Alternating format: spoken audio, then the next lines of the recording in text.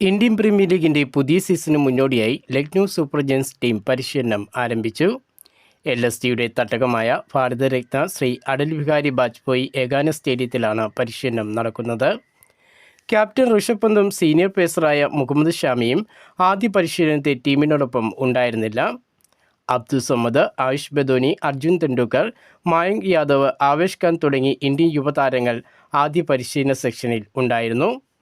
IPLൽ എത്തിയതിനു ശേഷം LSTക്ക് ഇതുവരെ കിരീടം നേടാൻ കഴിഞ്ഞിട്ടില്ല. അതേസമയം 2 വട്ടം പ്ലേ ഓഫിൽ എത്തിയെങ്കിലും ഫൈനൽ കളിക്കാനും LSTക്ക് കഴിഞ്ഞില്ല. ഈ തവണ കിരീടം ലക്ഷ്യമിട്ടാണ് ഋഷഭ് പന്തിൻ്റെ ക്യാപ്റ്റൻസിയിൽ LST വീണ്ടും എത്തുന്നത്. IPL പുതിയ സീസണിൽ സൺറൈസേഴ്സ് ഹൈദരാബാദിനെ നയിക്കാൻ പുതിയ ക്യാപ്റ്റൻ എത്തുന്നു. നിലവിൽ SRHൻ്റെ ക്യാപ്റ്റനായ ഓസ്ട്രേലിയൻ താരം പാറ്റ് കമ്മിൻസിൻ്റെ പരിക്ക് വില്ലനായ സാഹചര്യത്തിലാണ് പാറ്റ് കമ്മിൻസിന് പകരം മറ്റൊരു താരത്തെ SRH ക്യാപ്റ്റൻ സ്ഥാനത്തേക്ക് നോക്കുന്നത്.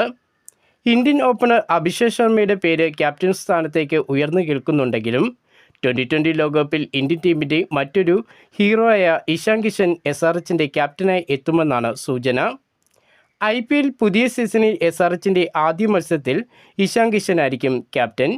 പരിക്കിനെ തുടർന്ന് ഇതുവരെ കായികക്ഷമത വീണ്ടെടുക്കാൻ പാറ്റ് കമ്മിൻസിന് കഴിഞ്ഞിട്ടില്ല. അതിനാൽ താരത്തിന് IPLലെ ആദ്യ മത്സരങ്ങൾ നഷ്ടമാകും. ഈയൊരു സാഹചര്യത്തിലാണ് 2020 ലോകകപ്പിൽ ഇന്ത്യൻ ബാറ്റിങ്ങിൽ മികച്ച പ്രകടനം നടത്തിയ ഇഷാൻ കിഷനെ ക്യാപ്റ്റനാക്കാൻ SRH ആലോചിക്കുന്നത്. ആഭ്യന്തര ക്രിക്കറ്റിലും ക്യാപ്റ്റൻ സ്ഥാനത്ത് മികച്ച ബാറ്റിങ്ങുമായി കിരീടങ്ങൾ ടീമിന് നേടിക്കൊടുക്കാനും ഇഷാൻ കിഷന് കഴിഞ്ഞിട്ടുണ്ട്. ഇന്ത്യയുടെ ലോകകപ്പ് ഹീറോയായ മലയാളി താരം സഞ്ജു സാംസനെ കേരളം ആദരിച്ചു. മംഗലാപുരത്തെ പുതിയ ക്രിക്കറ്റ് സ്റ്റേഡിയത്തിൻ്റെ ഉദ്ഘാടനത്തോട് അനുബന്ധിച്ച് നടന്ന ചടങ്ങിൽ KCA സഞ്ജുവിന് ആദരവ് നൽകുകയായിരുന്നു. ബഹുമാനപ്പെട്ട കേരള മുഖ്യമന്ത്രി പിണറായി വിജയൻ സ്റ്റേഡിയം നാടിന് സമർപ്പിക്കുകയും സഞ്ജുവിന് ഗോൾഡൻ ബാറ്റ് സമ്മാനിക്കുകയും ചെയ്തു. ലോകകപ്പിൽ സഞ്ജുവിൻ്റെ മികച്ച പ്രകടനത്തെ അഭിനന്ദിച്ച മുഖ്യമന്ത്രി IPLൽ സഞ്ജുവിൻ്റെ കളി കാണാൻ കാത്തിരിക്കുകയാണെന്നും അറിയിച്ചു.